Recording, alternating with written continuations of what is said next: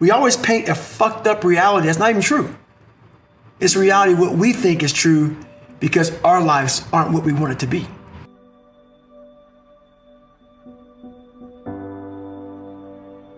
I realized that God wasn't going to give me a get out of jail free card.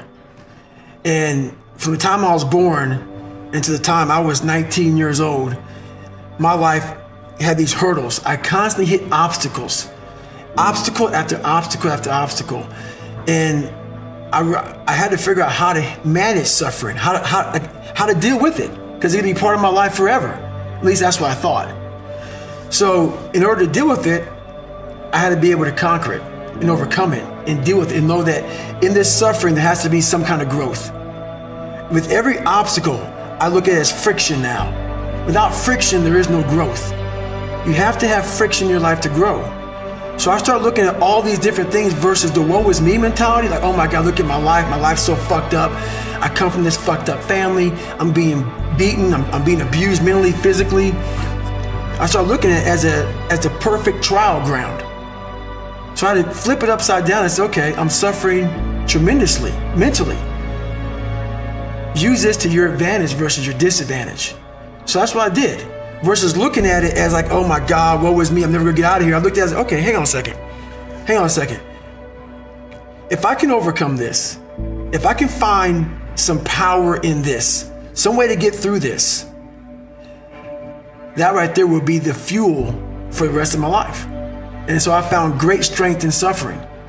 Great strength in it because why? Through all of that, it started to callous my mind over the victim's mentality. This whole thing about suffering, yeah, it sucks. Really bad. Really, really bad. But we all live on this side of suffering. On this side, this nice box that's very comfortable, that we know when everything's gonna happen. We're in it, it's good. We know how everything's gonna turn out. It's those few people who are willing to go on this side of suffering. And once they get through that, ask him how he feels now. His mind, how far he grew. In that short period of time, he grew so much more than the normal person because he was willing to go outside himself. Because on the other end of suffering is greatness. It's not over here. So a whole bunch of us, we put ourselves in this great box. And in that box, there's no suffering in it. So what we do is we shelter ourselves from greatness.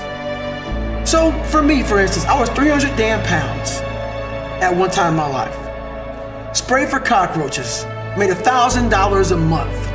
I was living in that box. I would sometimes look over the box and I saw hell, suffering, storms, avalanches, tornadoes. I don't want to go over there, but I knew if I can get through that shit mentally. On the other side was a 185-pound person who's a Navy SEAL, went through Ranger School. Only person to do this, only person to do that, only person to do this. But that's through all of that shit. All that shit I have to go through. So you peek over the box and you go back in and say, oh, I'm okay being 300 pounds, making $1,000 a month. Right. I'm okay over here. And on the other side is where you start to really start your journey. People think they start their journey because they're born. No, there's a lot of people in graves who have lived 100 years and have never started their real journey. Your real journey starts when you go outside that box and you start climbing mountains. You start climbing mountains. And you think you're at the top of the mountain, you go down the other side of it, think, I'm here, and you look up, fuck, there's another fucking mountain. And it goes on, and it goes on, and it goes on. And just when you're getting ready to quit, you crest that final mountain, you get down and you look, and there you are. And it starts to make sense to you then. It doesn't make sense to you until you get outside that fucking box. I'll talk to so many fucking people, and what I say is not for everybody. So many people don't have any clue on what the fuck I'm saying because they're in this box, and it's their brain. You first must go through suffering to find that great peace we're all looking for. A lot of us want to have, there's a lot of books out there about this 5 steps. Do this, do this, do this, get there. No, man, it's not that easy. To find real, permanent peace and enlightenment, you must go to the dark side of who you are. I could have easily just shoved my whole life under a rug and went straight to peace. Are you happy there? You overcame nothing. You jumped hell, you skipped hell, you forego this part of your life, you skip it and go right to peace. So you always have this thing back here that's haunting you, and that's that darkness. You must go into the darkness to truly find that light that you're looking for, because that's what's on the other side of that. People get it all wrong, man.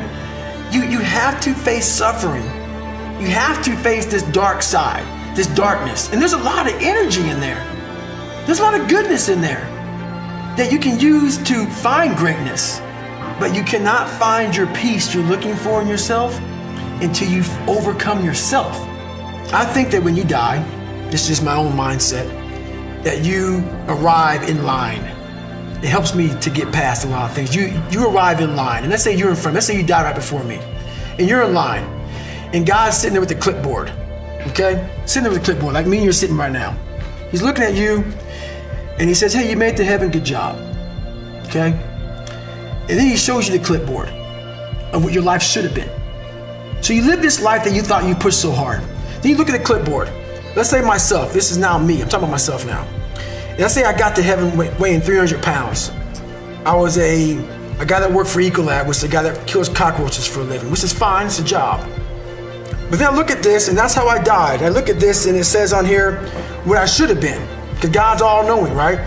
I look at this, and it said you should have been 185 pounds, you should have broke Guinness Book of World Records, you should have been a Navy SEAL, you should have been this, you should have been that, you should have lived this great life, you should have been an inspiration, you should have inspired millions. And then you give the clipboard back to God. Let's say you lived 80 years on earth, and now you realize that you lived here being a shell of who the fuck you should have been. So now you're in heaven. But are you really in heaven? Because now you see how much you fucking left down there on earth. The root cause of the quitter isn't that you can't do 100 fucking push-ups. You can train anybody to do that. The root cause of the quitter is when you get in hell, you can't process it. It's too much to process, because your mind starts going back to the real reality of like, I'm not ready, I'm not good enough. It's not trained. So I started training this, realizing that the only thing that makes me quit is not the muscle fatigue, it's the mental fatigue that makes me quit everything in life. So I became a practitioner of the mind. The mind's a very powerful thing. It has a tactical advantage over you all the time. It knows your fears, right. It knows your insecurities, it knows where you don't want to go. So it will guide you away from that. And that's why the mind will always win until you reprogram it. It will always win until you fucking reprogram it. Because the mind controls you. Why is that? It's your fucking mind. It's your mind. Because all those things that happen to you in your life, all those bad things, all those things that you blame other people for, they're now yours to own. You got to figure out a way to reprogram your mind to get outside the box.